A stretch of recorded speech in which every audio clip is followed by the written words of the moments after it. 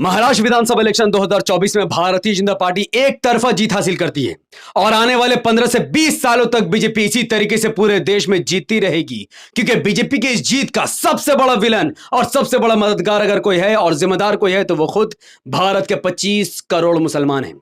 कुल 10 ऐसी बातें हैं जिसकी वजह से बीजेपी ने महाराष्ट्र में एक तरफा प्रचंड बहुमत से जीत हासिल की है।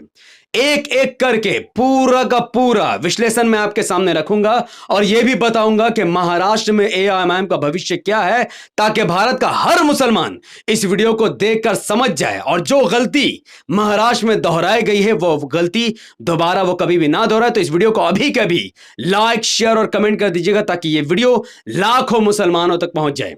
वीडियो को शुरू करने से पहले अस्सलाम वालेकुम वरहमतुल्लाहि वबरकातुहू। अल्लाह के नाम से शुरू, जो बड़ा मेहरबान और निहायत रहम करने वाला है। मैं हूं मोहम्मद तफीज अंसारी और आप देख रहे हैं द पॉलिटिकल।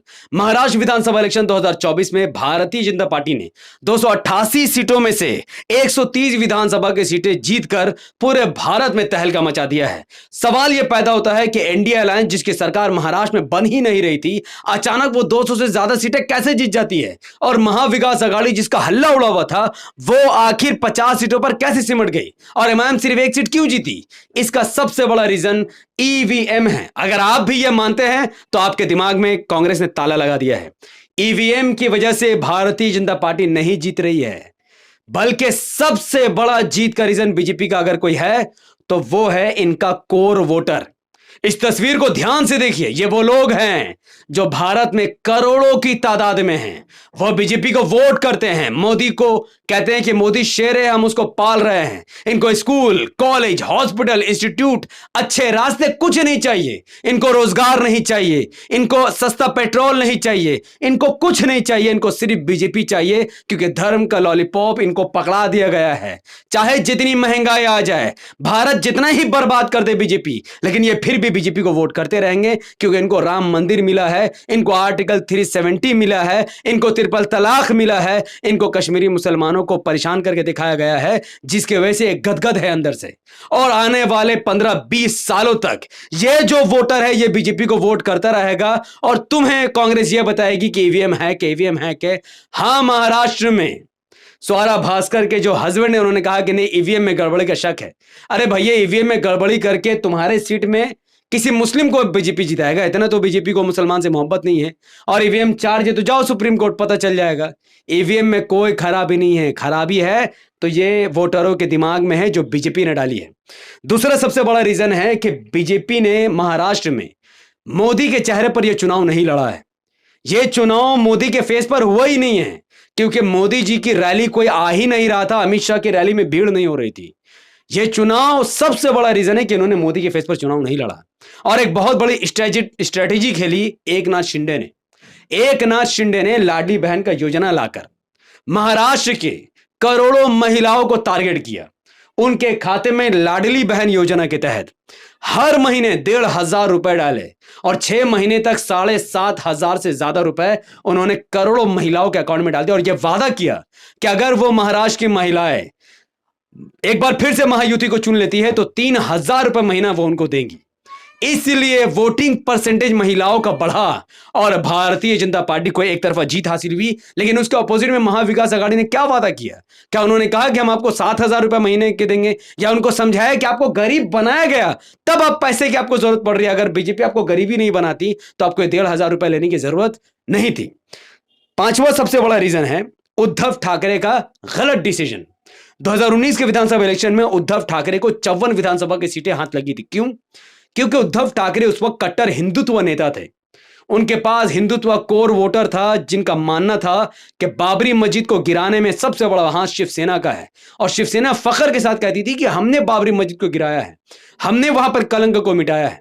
लेकिन जब शिवसेना ने बीजेपी का साथ छोड़कर महाविकास अघाड़ी का साथ थामा सीएम बनने के लिए और मुसलमानों के प्रति वो थोड़ी सी नरम पड़ गई, तब इनका कोर वोटर इनसे खसक गया। और जब मुसलमानों ने उद्धव ठाकरे को अपना मसीहा मान लिया, महाविकास अघाड़ी की तरफ चले गए, तो जो मराठा वोटर था, ओबीसी वोटर था, हिंदुत्व कोर वोटर था, वो महाविकास अघाड़ी से खसका और सीधा बीजेपी में चला गया। और 70 साल में ये पहली बार नहीं है। मुसलमान जब जब किसी पार्टी में घुसपैठ करता है, घुसपैठ, ये वर्ड याद रखो, घुसपैठ करता है, तब तब उसका कोर वोटर बीजेपी में चल जाता है। उत्तर प्रदेश के मुसलमानों ने बहुजन समाज पार्टी और समाजवादी पार्टी में घुसपैठ की। बहुजन समाज पार्टी का कोर वोटर दलित वोटर चला गया बीजेपी की तरफ, समाजवादी पार्टी का कोर यादव वोटर चला गया बीजेपी की तरफ, और आज ठेंगा लेकर घूम रहे हैं उत्तर प्रदेश में बीएसपी और समाजवादी पार्टी। बिहार में जब मुसलमानों ने आरजेडी में घुसपैठ की तो आरजेडी का Yadav core voter, OBC core voter सब चला गया बीजेपी की तरफ, और आज आरजेडी मुसलमानों के दम पर जिंदा है। उत्तर प्रदेश में एसपी बीएसपी मुसलमानों के दम पर जिंदा है, और महाराष्ट्र में भी जब मुसलमानों ने एआईएमआईएम को छोड़कर महाविकास अघाड़ी में घुसपैठ की, अखिलेश यादव, राहुल गांधी और शरद पवार और उद्धव ठाकरे को अपना नेता माना, तो इसका नुकसान महाविकास अघाड़ी को हुआ। हिंदू समाज के लोगों ने इनको वोट ही नहीं किया। सिर्फ मुस्लिम वोट की वजह से शिवसेना 20 सीटें जीत पाती है और कांग्रेस 15 सीटें जीती है और एनसीपी 10 सीटें। यह सिर्फ मुस्लिम वोट की वजह से हुआ है। और आप कहेंगे कि मैं घुसपैठ क्यों कर रहा हूं? मुसलमानों, हीरे की पहचान सिर्फ जौहर ही कर सकता है। तुम हीरा हो, लेकिन तुम्हारी पहचान Shiv Sena, Congress, SP, BSP, RJD, JDU, TMC, CPM में नहीं है। तुम्हारी पहचान एमआईएम में है। एमआईएम की तरफ लौटाओ। तुम जैसे ही SP, BSP, RJD, JDU, Mahavikas Aghadi, फलाना खेड़ारी, महागठबंधन, इनका साथ जिस दिन तुम छोड़ोगे, इनका कोर वोटर इनके पास वापस आ जाएगा। तो घुसपैठ से बाज आ जाओ और अपनी पार्टी की तरफ आओ। तो यह बहुत बड़ा रीजन था मुसलमानों का एक तरफा समर्थन करना, और मौलाना सज्जाद नोमानी साहब ने रही सही कसर पूरी कर दी, वो था वोट जिहाद। 2014 से ही बीजेपी ये नैरेटिव बनाती है कि वोट जिहाद के माध्यम से बीजेपी को हराने की साजिश चल रही, जबकि ग्राउंड रियलिटी में इसकी कोई रियलिटी ही नहीं है। लेकिन मौलाना सज्जाद नोमानी ने जब महाविकास अघाड़ी के 288 सीटों पर समर्थन का ऐलान कर दिया और मुसलमानों को निर्देश दिया कि हमारा मशवरा है कि आप महाविकास अघाड़ी के कैंडिडेट को वोट करें, तब इस पूरे मुद्दे को भारतीय जनता पार्टी ने और देवेंद्र फडणवीस ने इसको वोट जिहाद का नाम दिया।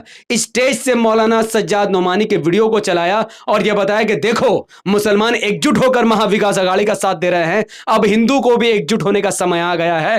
कटोगे तो बटोगे, आओ एक मत होकर बीजेपी को वोट दो। तो यह बहुत बड़ा फैक्टर बना। तो बीजेपी जीतते जीतते भी हारते हारते इसलिए जीत गई क्योंकि उन्होंने, बोलते ना, इसको ध्रुवीकरण कर दिया हिंदू समाज के लोगों को, और इसका सबसे बड़ा जिम्मेदारी खुद मौलाना सज्जाद नोमानी साहब और इनको लोगों को देनी चाहिए।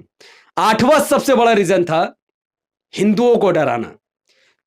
हिंदू 80 करोड़ की आबादी जो रखते हैं भारत में, उनको 25 करोड़ मुसलमानों से डराया जाता है। 2014 से लेकर के 2024 तक हर इलेक्शन में उनको यही बताया जाता है कि हिंदू खतरे में है, हिंदू धर्म खतरे में है, बटोगे तो कटोगे, एक रहोगे तो सेफ रहोगे। इतना जहरीला नारा महाराष्ट्र में खुल कर किया गया और यह समझाया गया कि देखो, चूंकि मुसलमान महाविकास अघाड़ी के साथ है, महाविकास अघाड़ी की सरकार बनी मतलब मुसलमानों की सरकार बनी, तो तुम्हारा क्या होगा, वक्फ बिल का क्या होगा, आर्टिकल 370 का क्या होगा, सेंट्रल में बीजेपी की सरकार का क्या होगा।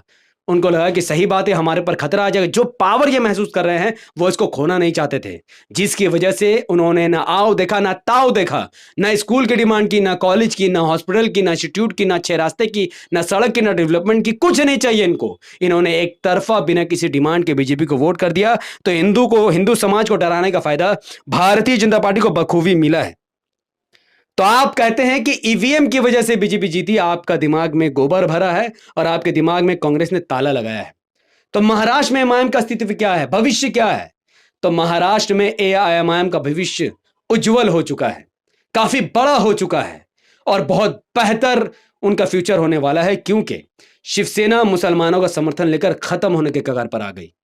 एनसीपी शरद पवार मुसलमानों का समर्थन लेकर खत्म होने के कगार पर आ गई। कांग्रेस सिर्फ 15 सीटों पर सिमट गई, जो 100 से ज्यादा सीटों पर चुनाव लड़ रही थी, सिर्फ मुसलमानों के समर्थन लेने की वजह से। तो इनकी पार्टियां तो खत्म हो गई, सिर्फ मुसलमानों के दम पर इनके 10 से 15 एमएलए जीते हैं। लेकिन एमआईएम का इसमें सबसे बड़ा फायदा होगा, क्योंकि मुसलमान को इस बार लगा कि महाविकास अघाड़ी सरकार बना रही है, तो हमें अब महाविकास अघाड़ी को सरकार बनाने के लिए चाहे जो हो, इनको जिताना जरूरी है, बीजेपी को हराना जरूरी है। लेकिन अब महाराष्ट्र का मुसलमान समझ चुका है, और सिर्फ महाराष्ट्र नहीं, उत्तर प्रदेश, बिहार, महाराष्ट्र, झारखंड, गुजरात, मध्य प्रदेश, तमाम राज्यों के मुसलमान समझ चुके हैं कि बीजेपी को 15-20 सालों तक कोई नहीं हरा सकता है।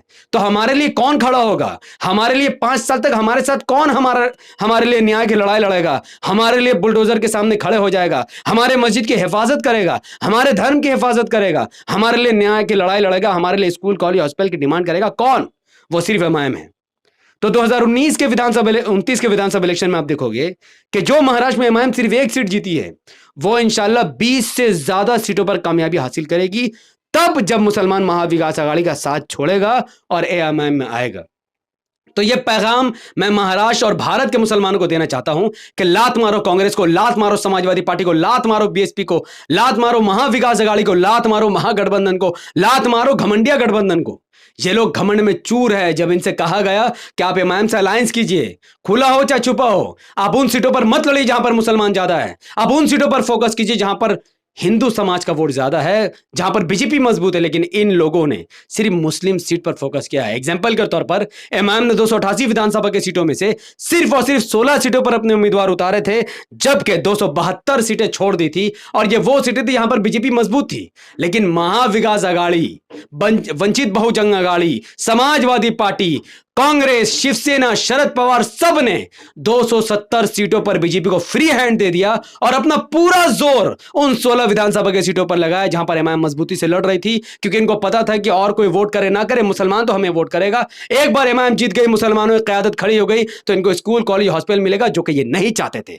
तो बीजेपी को जिताने में पूरा सहयोग महाविकास आघाड़ी ने दिया, समाजवादी पार्टी ने दिया, मौलाना सज्जाद नुमानी साहब जैसे उलमाए कराम ने दिया, और रही सही कसर मुसलमानों ने महाविकास आघाड़ी को वोट करके कर दी।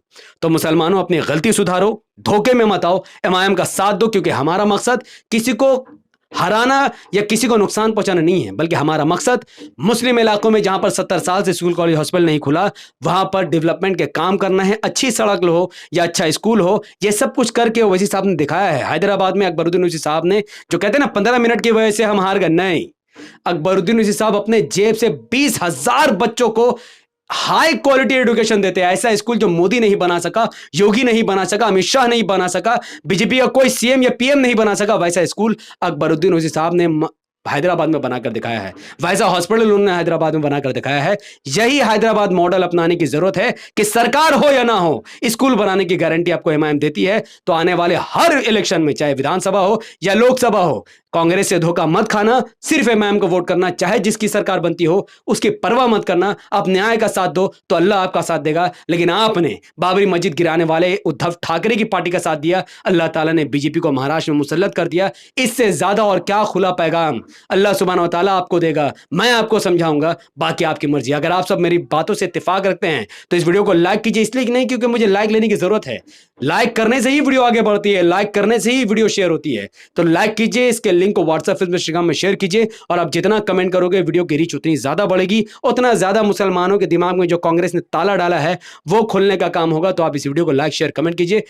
अगले वीडियो को देखने के लिए इस चैनल को सब्सक्राइब कर लीजिए और बेल आइकन को हिट कीजिए, ताकि जैसे मैं वीडियो अपलोड करूं वैसे ही ये वीडियो आप तक पहुंच जाए। और अगर आप इस वीडियो को हमारे फेसबुक चैनल पर देख रहे हैं तो इसे लाइक और फॉलो करके 5 बड़े ग्रुप में शेयर कीजिए, और कमेंट पर आप जरूर बताइए कि आपकी इस पर क्या राय है। जो भी आपकी राय हो आप जरूर आजादी के साथ बता सकते हैं, मैं हर किसी का कमेंट देखूंगा और जरूरत पड़ने पर ज्यादातर कमेंट का रिप्लाई भी करूंगा। आप सब मुझे इंस्टाग्राम में भी फॉलो कर सकते हैं, जिसका लिंक इसी वीडियो के डिस्क्रिप्शन में है। आप सब मुझे मेरे व्हाट्सएप ग्रुप में भी फॉलो कर सकते हैं और ट्विटर में भी फॉलो कर सकते हैं। वही साहब ने खुद मुझे फॉलो किया है, मैं बहुत खुश हूं इस बारे में, लेकिन मैंने इस पर सेपरेट वीडियो नहीं बनाया क्योंकि मैं कोई अपनी वाहवाही नहीं करना चाहता। लेकिन आप सब फॉलो करना चाहते हैं तो इसी वीडियो के डिस्क्रिप्शन पर आपको लिंक मिल जाएगा। बहुत बहुत शुक्रिया, मिलते हैं अगले वीडियो में। अस्सलाम वालेकुम वरहमतुल्लाहि वबरकात। अल्लाह की सलामत रहमत बरकत आप तमाम भाई और बहनों पर हो। मैं अल्लाह बी पीस अपॉन अस।